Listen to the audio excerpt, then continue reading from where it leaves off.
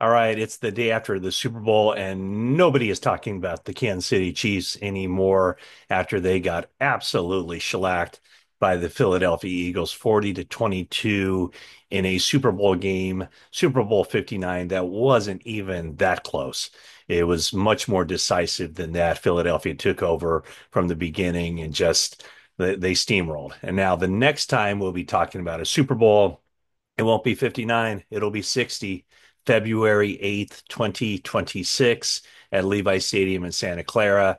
49ers, long shot, I guess you could say at this point to make it back to that game. But also, I think there is a clear path for them to do it. Now, quite clearly, that path through the NFC is the Philadelphia Eagles and everybody else. And obviously, it won't be easy for the Eagles to get back there either. It never is. But they look like a team that's really set up to be strong contenders for the foreseeable future. I look at their free agent list, and it's not real strong as far as not a lot of names on that list, guys who are game changing type of players who could be on the move. It's led by a couple of defensive guys, Josh Sweat, who had 2.5 sacks in the game on Sunday against Patrick Mahomes and the Chiefs. He's a free agent, as is Zach Bond. And this is a guy that came out of nowhere. He found a home with the Eagles in his 1 year there, inside linebacker in that game on Sunday, 7 tackles and an interception, and became one of the top inside linebackers in the NFL, all pro type of player. And then another free agent, scheduled free agent, is Mekhi Becton, who played guard for them this year. And, he was a bust with the Jets as a tackle. He comes to the Eagles, signs as a guard, and has a good season, certainly contributed to that win. And when you look at where the 49ers have to get better, using the Philadelphia Eagles as the template or the blueprint, it's on both lines. The Eagles sunk in a lot of draft capital toward improving their defensive line, and it has shown up in recent seasons. Getting guys like Jalen Carter, Nolan Smith, getting guys like Jordan Davis, Milton Williams. I mean, the list is on and goes on and on and on as far as the players that they were able to bring in recent drafts. The offensive line has been more of a slow build. They only have one first round draft pick that they selected as an offensive lineman who are part of that group, that formidable offensive line. And that was back in 2013 with Lane Johnson as the right tackle. And he's one of the best right tackles, maybe not so much in the game currently, or not even that, just maybe in the history of the game as far as right tackles go. But the other offensive linemen through the years, Cam Jurgens, who sat behind Jason Kelsey for a couple seasons. He was a second round pick in 2022. Landon Dickerson in 2021, he was also a second round draft pick. Then you go back to Jordan Mailata, who was a seventh round pick in 2018. So, like I said, the offensive line has been in their building of that has been more of a slow build where they don't take offensive linemen in the first round, but second round seems to be a good spot for those interior linemen, the centers and the guard. In fact, when Mekhi Becton was out for a few snaps in the game on Sunday, they brought in Tyler Steen, who could be a starter next year. Well, he was a third round pick in 2023.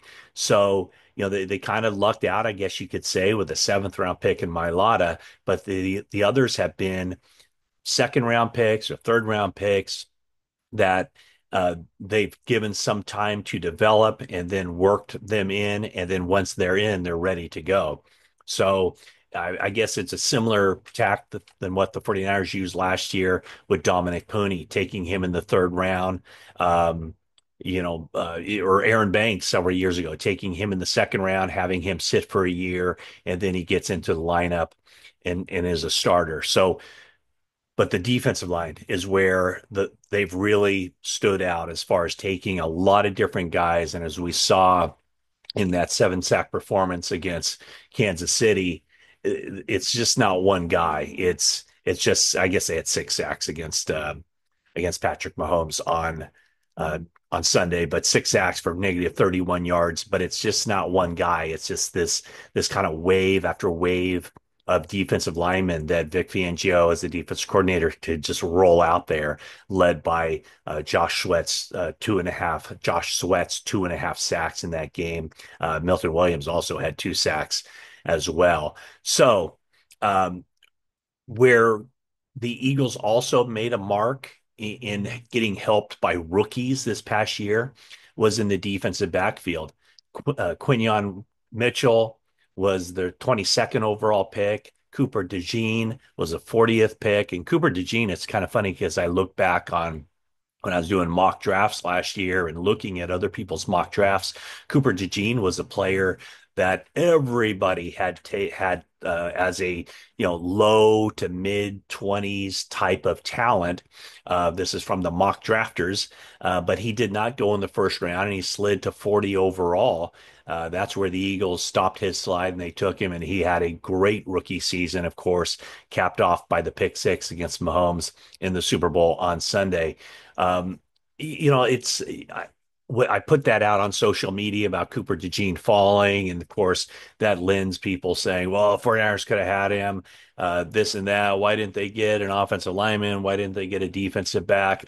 I still find fault, I still find little fault with the 49ers draft of last year, especially when you consider that they were looking ahead a year, and they knew that there was a decent chance that Deebo Samuel would not be on the team in 2025, and probably a really, really good chance he wouldn't be on the team in 2026.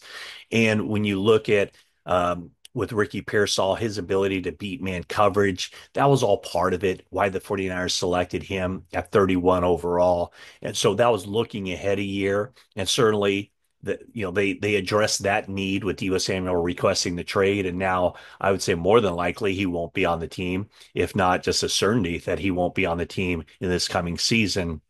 And so if they hadn't selected Ricky Pearsall in the first round, right now we'd be saying that wide receiver is a dire need, an urgent need, a desperate need. But the fact that they addressed that a year ago doesn't make it as urgent, as dire, as desperate. So they did take Ricky Pearsall in the first round. They took Renardo Green in the second round. He's going to be a starter in his second year in the NFL. And then, of course, Dominic Puni in the third round, also Malik Mustafa a little bit later. So I think last year's draft, the 49ers got it right by and large. It's always easy to go back and redraft when you know the answers to the test. But I think the 49ers draft last year was good.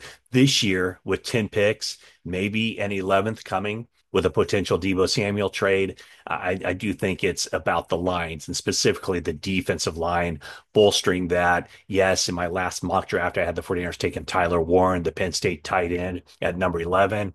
I stand by that. I think that would be a really good pick, especially now with the uncertainty with the other wide receiver position, with the uncertainty of Kyle Juszczyk at fullback. So, but by and large, defensive line, that's where the 49ers should focus in this draft. At least 2 picks on the defensive line, players, whether it's inside or outside, maybe one of each, who can fit into a rotation and just see if the 49ers can keep up with the team that not only is the best team in the NFC, but the best team in the NFL, the Philadelphia Eagles. Good news for the 49ers, I guess you could say.